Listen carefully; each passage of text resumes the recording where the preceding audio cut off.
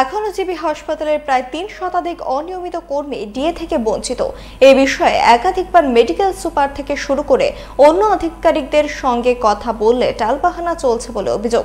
বুধবার ফের অনিয়মিত কর্মীরা হাসপাতালের ডেপুটি মেডিকেল সুপারের কাছে রেপুটেশন প্রদান করেন। দ্রুত ডিএ প্রদান করতে সরকারের দৃষ্টি আকর্ষণ করেন অনিয়মিতরা।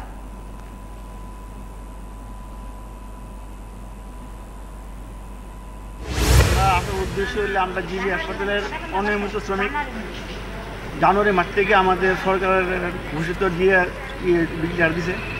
আমরা আজকে বিগত 8 মাস ধরে আমরা ডিএ হনো পাইতেছি না। আমরা এমএস অফিস অনেকবার আইছি, ওই লেগে ফাইল পাঠাইছি, ফাইল গেছে, ফাইল এসব মাঝখানে কিছু করছে, ইলেকশনের লিগে আটকে রয়েছে, গেল লোকসভা, গেল পঞ্চায়েত, শুধু আইলে কয় তারা আজকে না কালকে। তারা তো লাখ লাখ টাকা বেতন পায়, আমরা তো সাধারণ পয়সা পাই। এই পয়সার মধ্যে আমরা ডেইলি 25 টাকা বাড়ছে, এই টাকাটা পাইলে তো আমরা খুব খুশি হই, কিন্তু এইটাও আমরা বঞ্চিত করছে। তা আমরা ওখানে কি খাওয়া বেশি, আমরা ওই কারণে আজকে সুপারিনটেন্ডেন্টের দেখা করতে আইছি। সুপারিনটেন্ডেন্ট নাই, ডেপুটি স্যার আছে, কিন্তু তারা কইছে আমরা এটা তারা জানে না। তো তারা